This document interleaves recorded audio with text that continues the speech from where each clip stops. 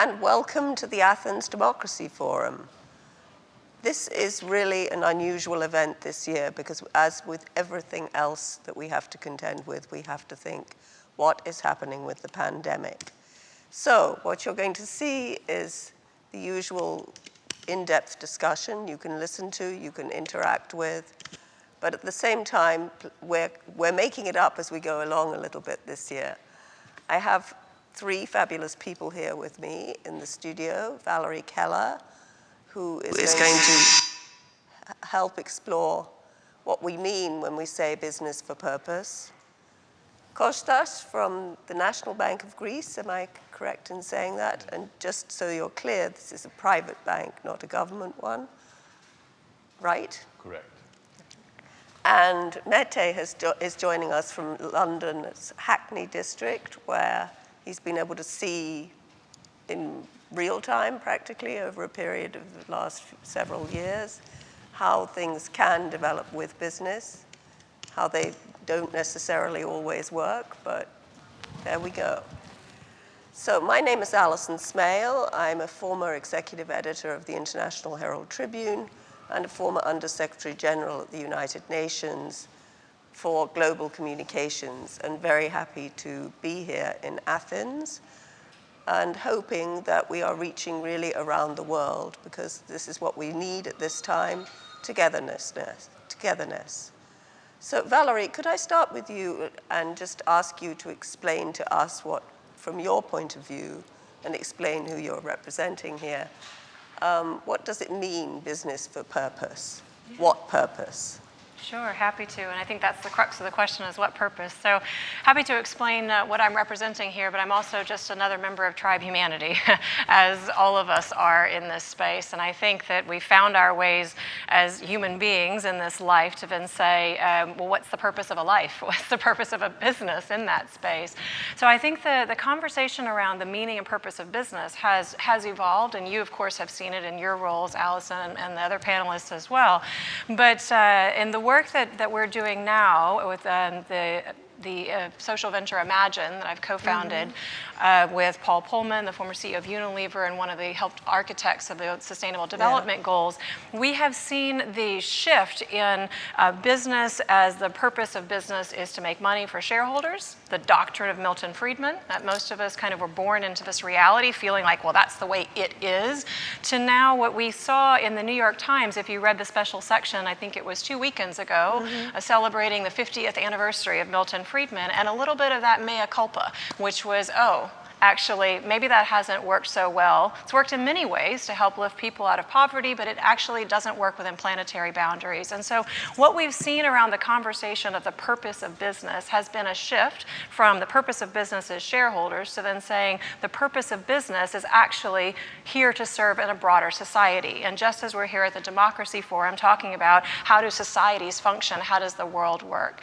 The other shift that's happened there, Alison, is that we've seen that it isn't just enough for businesses to say, oh, I'm purpose-driven. I'm sorry, like Hitler had a purpose. It's not just a purpose. It's like, what are we here for? That's a risky comparison. Well, but it's, the point being, it's like, what do we mean by that? So words have meaning and they have power in them. And what we've seen now is very much the transition to purpose-driven businesses are those that are multi-stakeholder, long-term, that are here to help solve global challenges, that are putting the Sustainable Development Goals at their heart.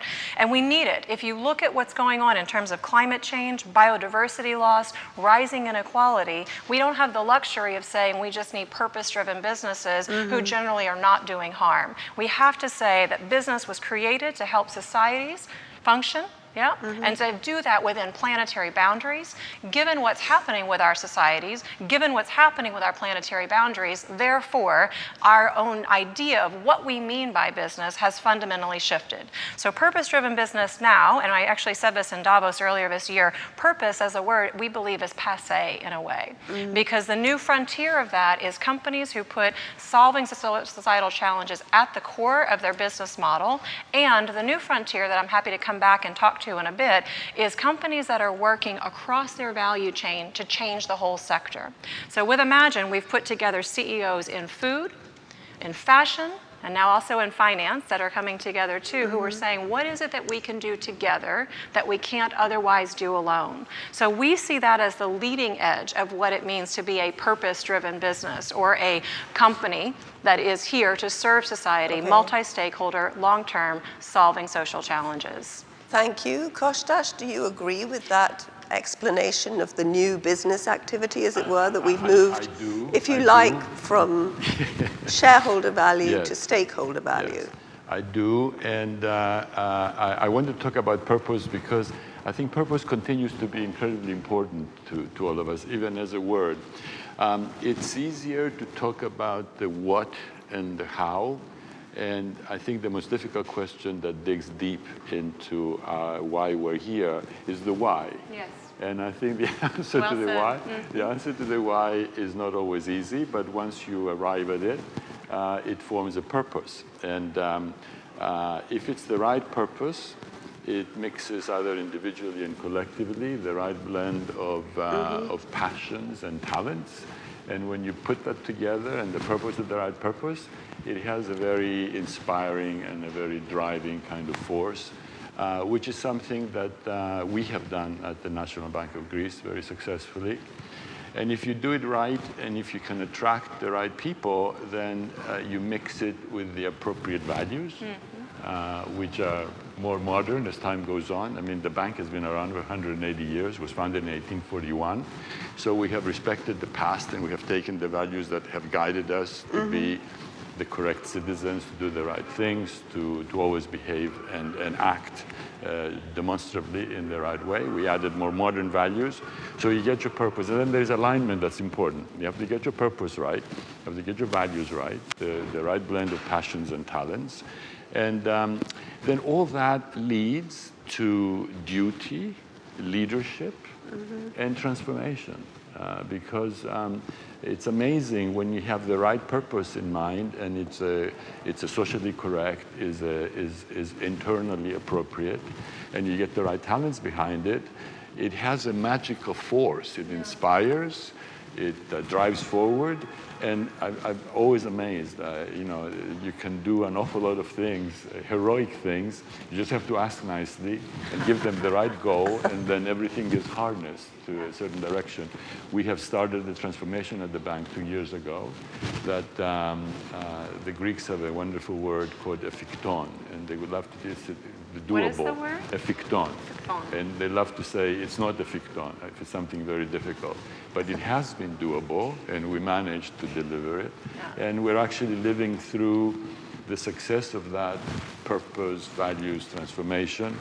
And we actually found that when COVID arrived, the transformation was preparing us for the known unknowns and the unknown unknowns. And when COVID arrived, it was not something we planned, but having an organization that is driven by purpose and is ready to transform, that transformation has helped enormously adjust to the realities of the new disaster that we face and managing it as correctly as we could. Alison, can I pick up on that? Go ahead. Because I want to clarify what I was saying earlier. So I think, I'm not surprised by those results in terms of unlocking innovation and transformation. Absolutely. You might have seen, and part of the work, I'm being provocative when I say purpose is passé, right? Yeah. We did the business case for purpose, which is a study that I produced when I was at EY with Harvard Business Review as well. And it saw that purpose-driven businesses, when you define purpose-driven businesses as serving a societal value, what is the impact you can serve? Yes. How does it relate to the core of your business model, and how does it connect to your culture, actually drives transformation and innovation. And then in the times of COVID, we've seen that businesses who are ESG have outperformed those who are not on the high by 66%. Yeah. So that's not surprising. We're actually just seeing that what you're saying and what you've been living actually bears fruit. And being true to the forum we're in today, democracy, it has something very democratic because the values are something that can be generated from all of us and can appeal to all of us. The purpose, in order to be truly inspiring, has to have a sort of a democratic approach to it. And then what we've done with transformation, we did it as democratically as possible. People designed what are the pillars of the transformation, how they would go work there. You can knock on the door and ask for doing extra work, and you were welcome to go in. So it was democracy at work in many ways, driven by the concept of purpose. So, yeah, it was good. Thank you for that. I'm wondering if we can swivel to Hackney and your experience, because we hear a lot of wonderful words, and it's still not clear to me how we keep on measuring progress, even as we're just sort of reacting to events, and we still don't know, does COVID have a beginning, an end, a name, a purpose? So, over to you. I mean, firstly, I think, I couldn't agree any more with both what your sort of your opening remarks. And I think, right at the core of it, I think what you said, Valerie, bringing it back to what type of society do we want to live in, and understanding who are the different stakeholders and what role do they play. So recently, with the Mayor of London, we launched an opinion poll in London, which was looking at, whose responsibility was it to actually support inclusion and create a more inclusive society. And actually, business came right at the top of it, even ahead of government, which was quite extraordinary when you actually think about most people historically would see government as a way to sort of support social inclusion.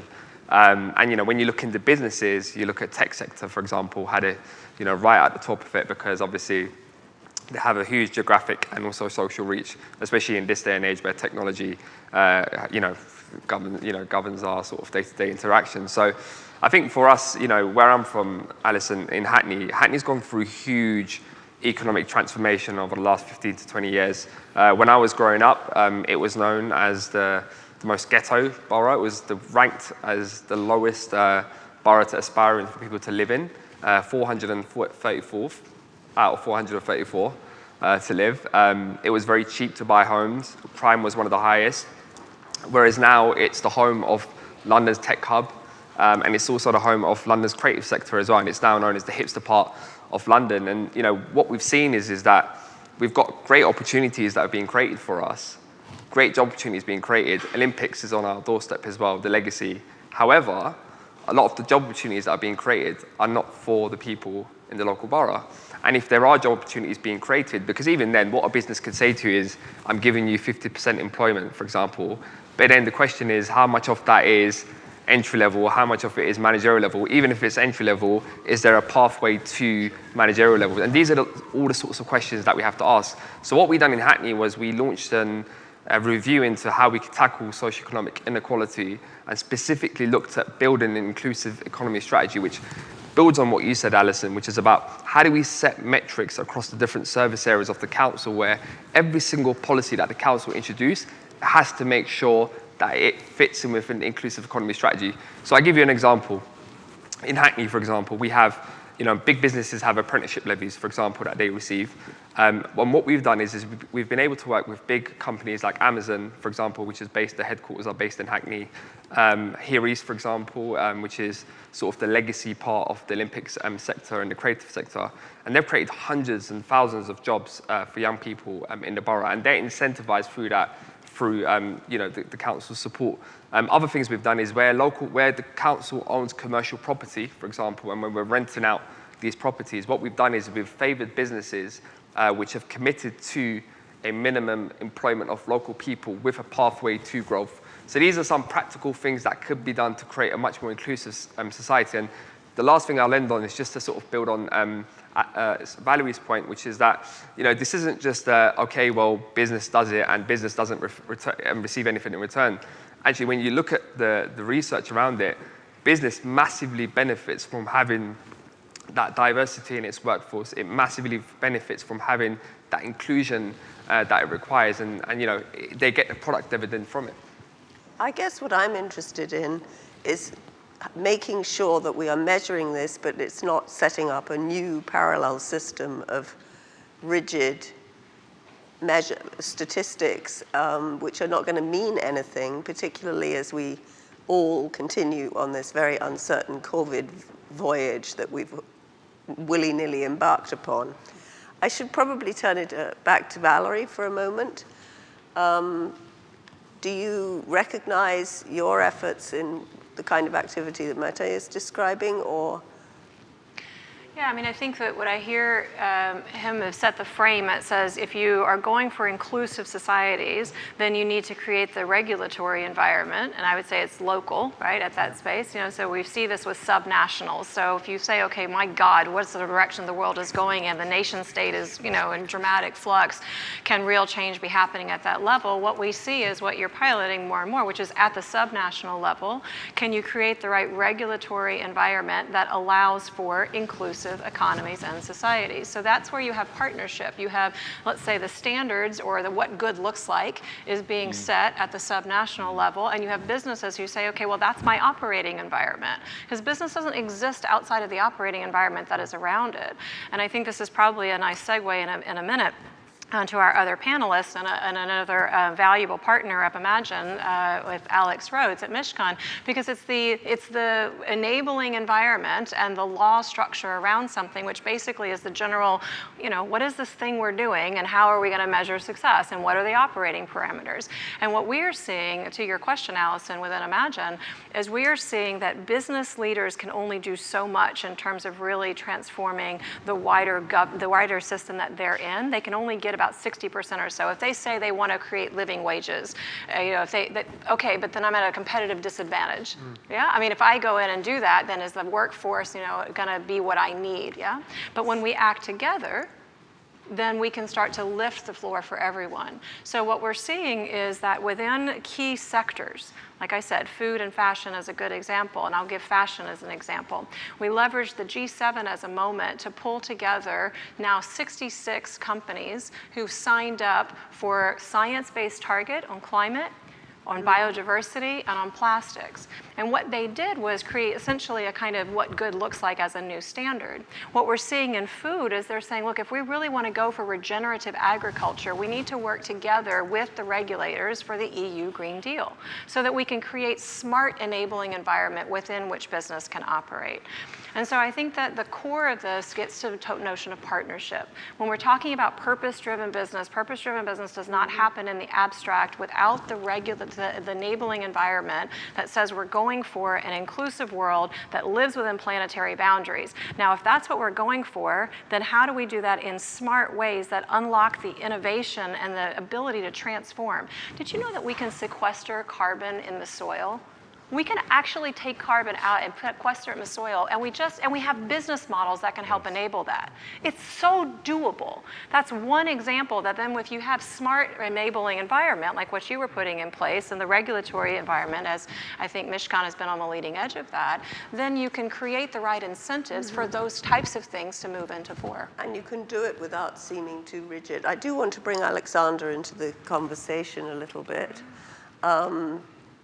You have been working very hard to operate this new kind of business that we think we're operating.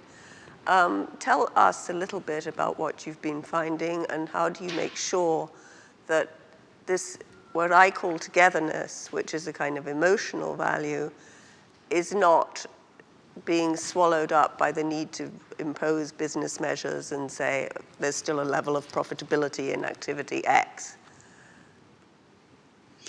Thank you, Alison. And it's lovely to be able to, although the togetherness, physical togetherness, of course, is missing on my part today. I think the point that's already been made is the key one here in relation to purpose, which is that purpose isn't juxtaposed or against profit. There shouldn't be a tension there, I think. In fact, quite the opposite. And to the point around it being the animating force or the why for business is important. Valerie made this point earlier in terms of an important point in the conceptualization of profit today being to solve the problems of people and planet. But I think the additional part to that is not to profit through causing them or to contributing towards them. And that sort of do no harm principle is equally important. Yeah. And to pick up the point about being able to sequester carbon through the soil, it is possible to do that, but for the last 50 years, we have been losing carbon from our soils through intensive agriculture. So there's a two-way shift here. There's a shift towards making profits by doing good, if you like, and away from making profits by causing harms. And both are important constituent parts. I think in a specific one specific point I wanted to make is that business is such an important part of solving these problems, but that the enabling environment and the legal enabling environment needs to be there for business to be able to do that. And one of the important points is around competition law, which is something that we've been looking at a bit recently. And why is that especially relevant? Well, competition law, of course, is particularly important to prevent anti-competitive behaviour, which is a social bad. But it rubs up against the need for businesses to work together to solve sustainability issues. And it's interesting, within the EU legal matrix, there's an inherent conflict in there between the constitutional provisions of certain treaties which require sustainability and environmental protection to be taken into account when implementing all of those EU policies and activities on the one hand, and to prevent anti-competitive behaviour on the other. This is really a question, I think, of the approach that the authorities are taking, rather than what the law necessarily says itself. And it's really, really interesting to see the approach that they're taking and the indications that are being taken by competition authorities on this at the moment. I mean, just earlier this year, the executive vice president of the European Commission said that all of Europe's policies, and called out particularly competition policy, have their role to play in this. The EU Competition and Markets Authority has echoed that by saying that now specifically they are going to be exercising their functions in a way that supports companies working together to transition to a low carbon economy. And the Dutch really are leading on this. They've recently undertaken a consultation on draft guidelines on sustainability agreements as a specific carve out from the general principles of competition law, looking at when agreements between companies to work towards a sustainable transformation would fall outside of the competition rules altogether, and how they would treat behaviour that falls within that framework differently than otherwise, if the objective is for a better sustainability outcome. Can I turn it to Costas, because I'd like to know, do you see the same sort of slight dichotomy in European behaviour? Yeah. I want to comment on the dichotomy. Every time I hear the word dichotomy, I think of the word both, because you can't have one without the other. Exactly. We're in the business of co-creating sometimes, because when you hear both viewpoints, it's important to sort of step by step mix the two. Another word that I may connect to some of the things we're saying is the word alignment. There has to be a very strong alignment from whatever the purpose is. And we're assuming it's the right purpose. It motivates, it has the social aspects to it. It reminds us that businesses are here also to make money for their shareholders, and their shareholders are all of us. So you mix all that together and you have the correct strategy, the right values. And I want to introduce the word culture as well, because if you embed inside an organization some of the things we're discussing here, the importance of having a diverse workforce, the importance of dedicating an organization to the improvement of its workforce. We're here to do a whole bunch of things, including attracting talent, to make sure we're going to grow them and to make sure we go out of our way to grow them. And it's one of those times that most of the time we serve the organization, and there are times the organization is serving us. It's lining up behind somebody's future, somebody's increased skill set. And again, it's very important also, if we are not there, and some of the things we're discussing now, they're not already present. So the organization has to have this on-the-move kind of approach, that it is available for a complex world to keep changing. And change is not just words. It's, if you like that idea, what are you going to do about it? And I know I have this dreaded word that I use at the bank all the time. Who is the accountable executive who's going to make sure that that particular idea happens? And every time they repeat the accountable executive, they smile and look at me, which is fine. But it's important to make sure that somehow the whole core, the metamorphosis of a place, the embedding of new ideas, the incorporation of new thoughts has the discipline. How is it going to work? How is it going to connect with everything else? What kind of resources does it need? Where are the obstacles? How do we measure progress along the way so that we can see it incorporated? I know it sounds very basic, but again, it's part of the alignment. And if you have a culture that combines all that, the right purpose, the right external awarenesses, the need to attract the right talent and retain it and grow it, the fact that new ideas, it could be dealing with COVID, it could be dealing with some social need that has appeared that we weren't aware of before. It gets incorporated in a very disciplined way, and your ability to change is designed in such a flexible way that involves everybody, and it can respond quickly to something that can have a consequence. So all that together, and that becomes part of your culture, then you're really onto something that is ready to respond, and it already incorporates some of the important things we need to do.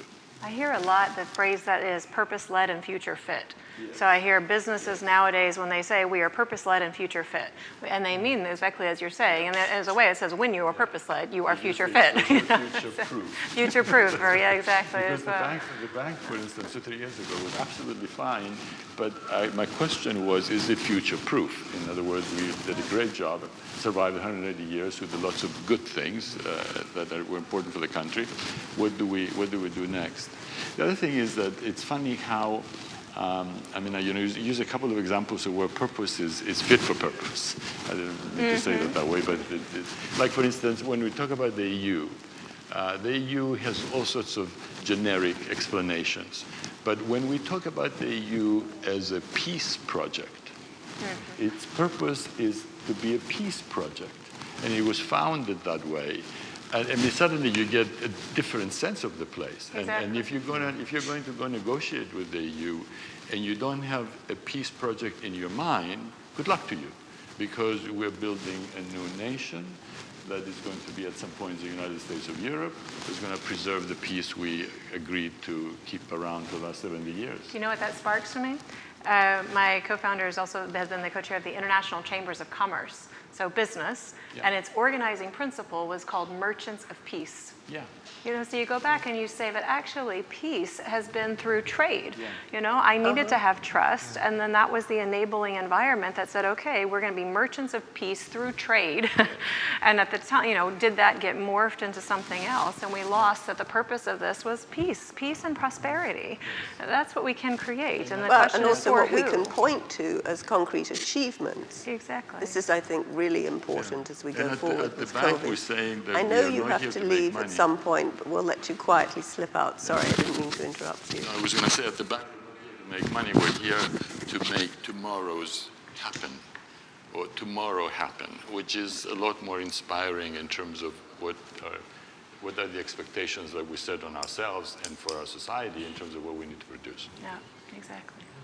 So, and are you gaining inspiration from this discussion? Are there talking points that reverberate from the bureaucracy in Brussels down to the real live streets of Hackney? Yeah, very much so. And I think, Costas, you made a very important point. And I think, right at the heart of this, we shouldn't forget that, we're dealing with people. Yeah. And people has to be at the heart of everything we do. And sometimes I think the danger with these conversations is we get too wrapped up in our own sort of bubbles of conversation, our own echo chambers, and we forget that, you know, at the very heart of what we're trying to achieve is ultimately to live in a much more inclusive society and benefit everyone, right?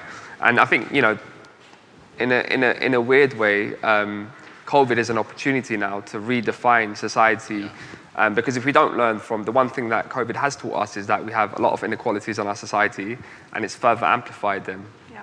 And it's, you know, the real task for all of us now, no matter what we do, is about how we learn from the lessons of what's happened before and how we redefine the society that we live in. And I just wanted to give one last sort of point on this specific point, which is that you know, even when we talk about, for example, business strategy and how we should go about to, I don't know, to appeal to new customers, or how you make sure that you're future-proof as well. I think we should also remember, I think in cases like the UK or the US, for example, and you see this trend emerging a lot, especially among the younger demographic, is people shop much more consciously as well. So the way they consume is very different to how the older generations consume. So you see now when you look at younger generations, you know, if there are certain brands which is not getting to sort of to time with some of the big movements out there in relation to climate, in relation to the Black Lives Matter movement or other movements, people will stop they're using their purchasing power and they'll move to other brands. So I think it's also in the benefit of business to make sure that it has the people within its organization that can self-reflect on what's happening outside and make sure that it's fit for purpose so that it doesn't lose out on that customer base. You need to hire and attract them and offer them a place, because at some point they'll run the world. Yeah. And with their consumer patterns, that's the future. So we shouldn't forget that. Yeah, I'm going to need to leave shortly, so if I can just piggyback on this as maybe another thought on there. We don't have time for the younger generation to wake up and take control and power in our current systems. If you just look at the trajectory of travel, because I agree with you, that says, you know, the younger generation, which is this is earlier humans, their level of consciousness and connection, to your point of connection, is very different.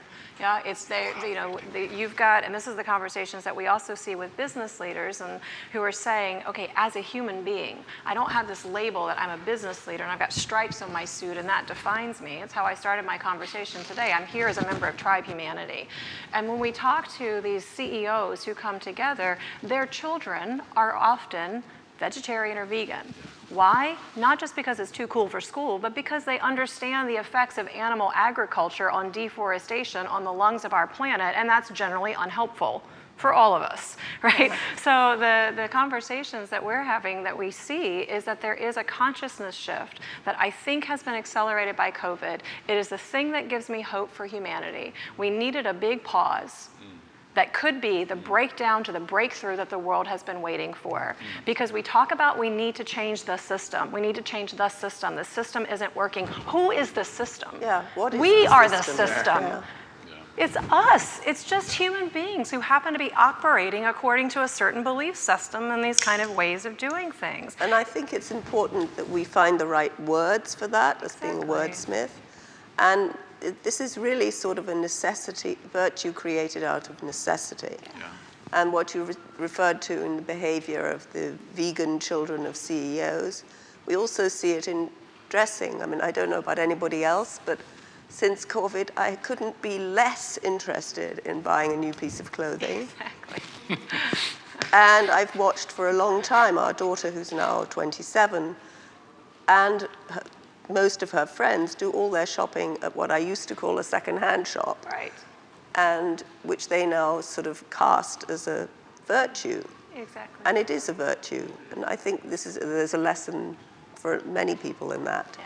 So please keep coming with your questions. Do you have a point from London that you wish to make? I think you're in London. And Alison, can I give my apologies? Yes, okay. Sorry, Alex, I was just going to say I'm supposed to be going to talk to the OECD exactly around the public-private partnerships of business. So I think I leave you in good hands, because exactly as what Alex is going to be talking to is the enabling environment and what we see about the ability of public-private partnerships, human beings who happen to be in government, who happen to be in business, working together on that. So with my apologies and thanks for that. Well, Valerie, you take our conversation to them. We'll do our best on that. Thank you. If I may, I was going to pick up on Mete's point about what we've learned from COVID. And I think the other really important thing that we've learned is just how much we can adapt. Because if we look, I mean, if you look at our firm, for example, we're a London law firm of 1,000 people, and law is a profession where traditionally people have come in and sat in offices, and we've always thought that really fundamentally that's how we have to work. It's the only way of being able to make that work. Even with the advent of flexible working and so on over recent years, we've really run that central office model. Come COVID, in the space of a week, 1,000 people were working from home. And we've just managed that transition.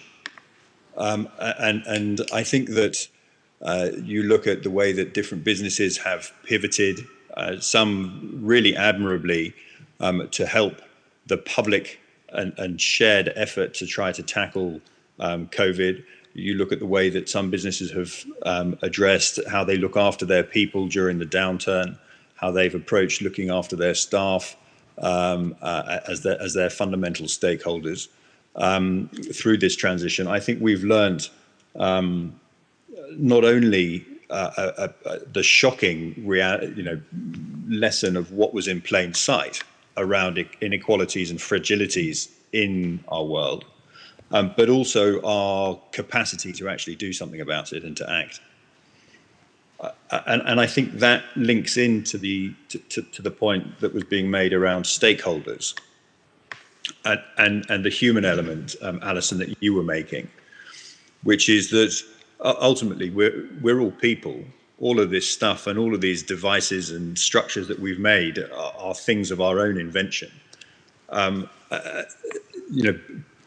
The important lesson, I think, for business is that business is there to serve society, and business is run by people who make up society.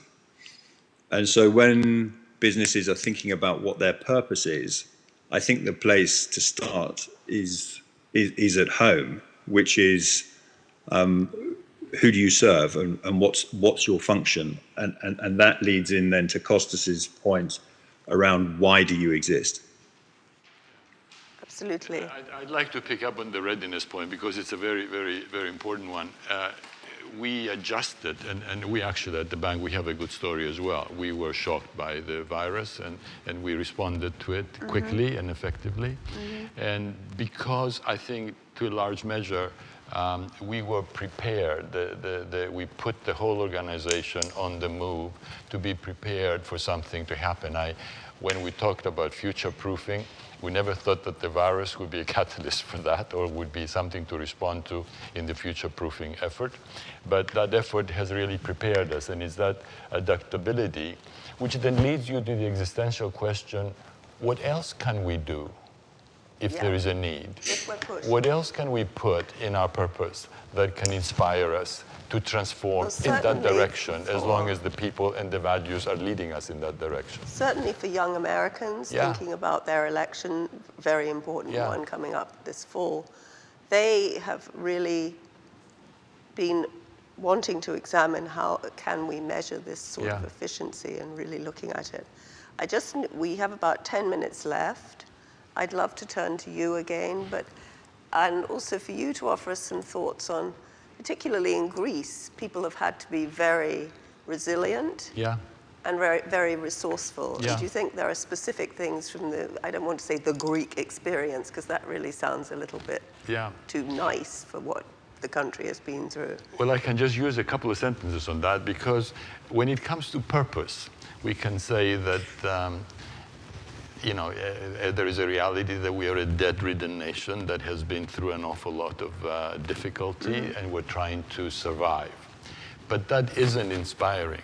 We are actually a nation that has provided over the last 2,500 years the foundation of what we call the West and what we call the civilization we all live with and we live in and believe in. And therefore, we are trying to return to those values. We're trying to learn the resilience, the innovation, the endurance, the courage to go through the culture that helps us go through that.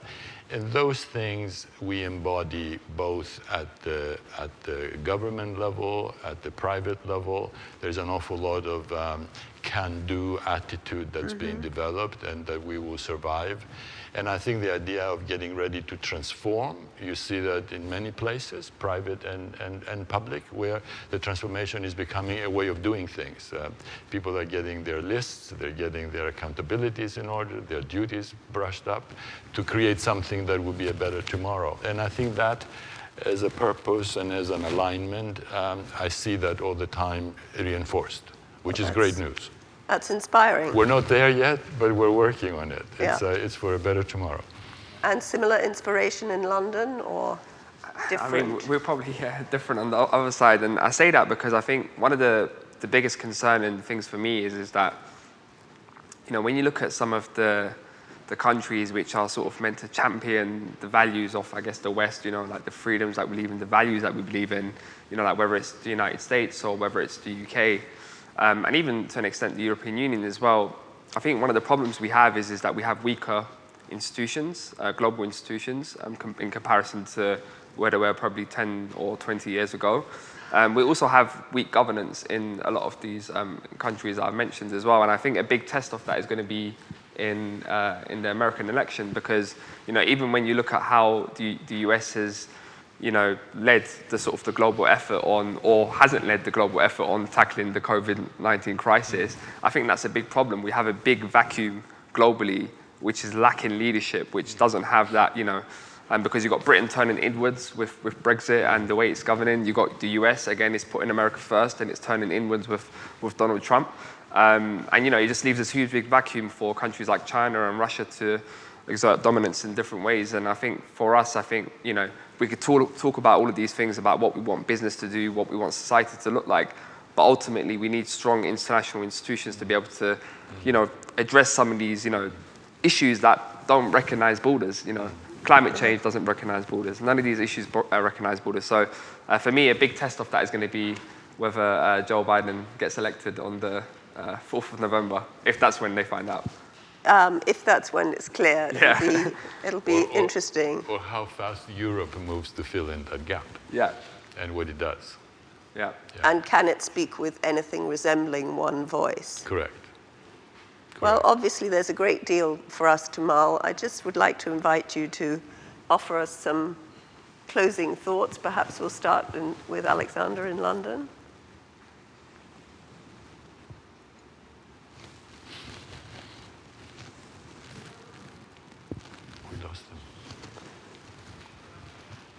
Not sure that we're all hearing him.